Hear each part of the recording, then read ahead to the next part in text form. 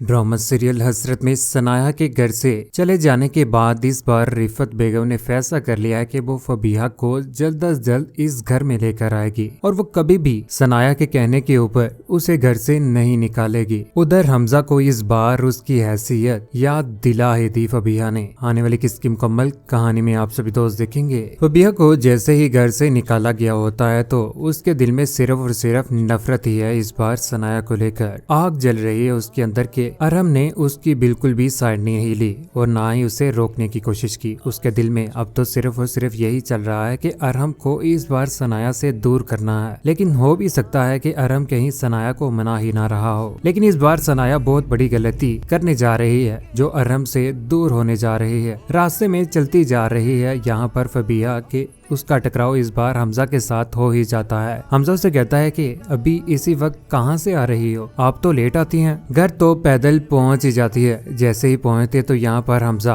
आकर उसे कहता है कि मोहब्बत करता हूँ मैं तुम्हारे साथ, तुम किस तरह की बातें कर रहे हो, नहीं रह सकता तुम्हारे बगैर। हमजा, मोहब्बत उन लोगों से की जाती है जिनकी कोई हैसियत हो। तुम्हारी क्या औकात है, ना तुम्हारे पास जाप है ना ही कुछ, और कल को जेल से होकर आए हो, बदनाम तरीन इंसान हो तुम। उधर घर में जैसे ही इंटर होती है यहाँ पर फबीहा तो उसकी माँ उसे बेटहमा देखकर हक्की बक्की रह जाती है और उससे पूछने की कोशिश करती है। लेकिन यहाँ पर फबीहा गुस्से में आकर दरवाजा तो खोल देती है लेकिन अपनी माँ की कोई भी बात नहीं सुनती और कमरे में आ जाती है। हमजा को भी इज्जत नहीं दे रही, यहाँ पर अपनी माँ को भी। उसकी माँ को इस बार शक होने ही जा रहा है कि आज इसका बेटहमा आना कुछ हजम नहीं हो रहा मुझे। उधर रिफत बेगम को जब इस बात का अंदाजा होता है कि सनाया इस बार लड़के अपना सामान पैक करके घर से जा रही है और उसे इस बात का भी अंदाजा हो चुका है कि वो अरहम फबीहा के करीब होता चला जा रहा है और उसने सनाया की जगह किसी और को देने का सोच लिया है। यहाँ से वो जा रही होती है। हमजा उसका हाथ पकड़ लेता है लेकिन इस बार सनाया बहुत ज्यादा गुस्से में होती है और वो रुकने वालों में से नहीं है। सनाया कहती है कि बेहतर होगा कि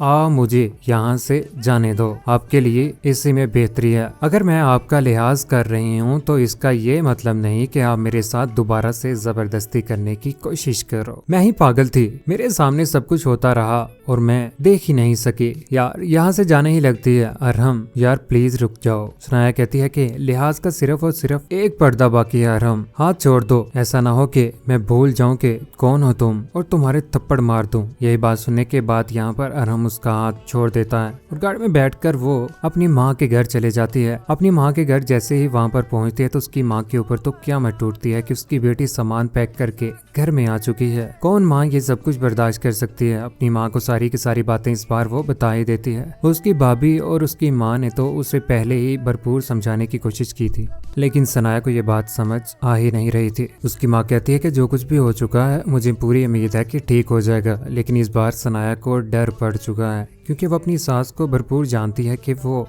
क्यों इज्जत दे रही थी फबीहा को और उसकी बेटी भी यही चाहती है कि सौतन लाकर इस बार सनाया के सर के ऊपर बैठा दो ताकि सनाया जिंदगी में सुधर कर रहे। अम्मी जान मैं क्या कर रही हूँ, जा भी कर रही हूँ ना इस घर को और इस निजाम को चलाने के लिए। वो रो पड़ती है, बेटा ठीक हो जाएगा सब, तुम्हें परेशान होने की जरूरत नहीं है। नहीं, वक्त के साथ साथ कभी कभी ठीक की बजाय बहुत गलत हो जाता है। ये बात सुनने के बाद उसकी माँ परेशान हो जाती है। इनके घर में तो इस बार क़यामत टूट ही पड़ी है। उधर फबीहा जैसे ही रात के वक्त अपनी बहन के पास पहुंचती है तो यहाँ पर उसके हाथ के ऊपर चोट और उसको परेशान देखकर उससे बातें पूछने की यहाँ पर फरीन भी कोशिश करती है। फरीन तो मजे ले रही है अपनी बहन के इस ड्रामे को लेकर। कहती है कि क्या हो गया है, थप्पड़ मारा है आज मुझे। सारी बातें आज सनाया के सामने आ गई। किचन में हम दोनों एक दूसरे के करीब थे। इस बार इस थप्पड़ का बदला मैं सनाया से लेकर रहूंगी। सनाया इस बार तुम्हें कभी भी वहाँ पर दाखिल नहीं होने देगी। बेहतर तो यही है कि तुम्हें इस ख्याल को अपने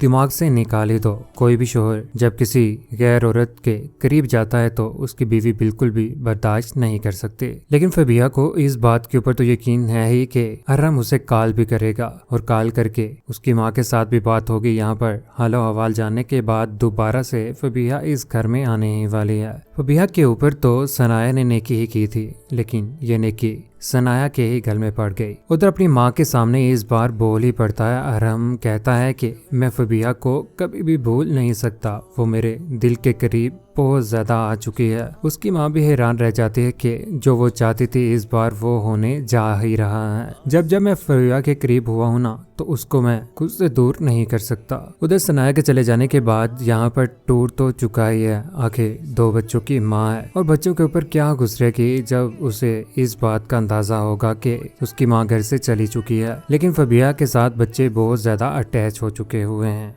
उन्हें अपनी माँ की कमी भी महसूस नहीं होगी। सीढ़ियों के ऊपर बैठकर यहाँ पर अरहम रो रहा है, आंखों में आंसू लिए हुए, लेकिन ये आंसू बहुत जल्द खत्म होने वाले हैं जब दोबारा से फबिहा इस घर में वापिस आ जाएगी। रिफत बेगम इन दोनों का इस बार निकाह करवाने वाली है। निकाह के बाद बच्चों की सारी जिम्मेदारी यहाँ पर फबिहा के सर के ऊपर ही होगी और उधर सनाया जल रही होगी, कुड़ रही होगी, लेकिन दोबारा से इस बार वो घर में वापिस आने वाली है। बच्चे घर की लड़ाइयाँ सब कुछ देखने के बाद वो भी तंग आ जाएंगे, क्योंकि फबिहा कब तक उस घर में खुश रह सकती है। बदनस्ली फबिहा, जिसके ऊपर नेकी तो सनाया ने की, लेकिन सनाया को ही उसने ढस दिया। सारी उम्र भी शाम को दूध पिलाते रहो ना तो एक न एक दिन उसी इंसान को ढस देता है। यही मिसाल फबिहा की है। बच्चे घर छोड़ जाने के बाद दरबार के ऊपर चले जाएंगे, लेकिन किस किस को इस बात का दुख है कि फबिहा उस घर में आ चुकी है और सनाया बर्बाद होकर रह गई। अपनी कीमती राय का इज़हार नीचे कमेंट सेक्शन में जरूर दीजिएगा। चैनल को सब्सक्राइब करने के बाद बेल का बटन जरूर दबाइएगा। अपना ख्याल रखिएगा, दुआ में याद रखिएगा। अल्लाह हाफिज।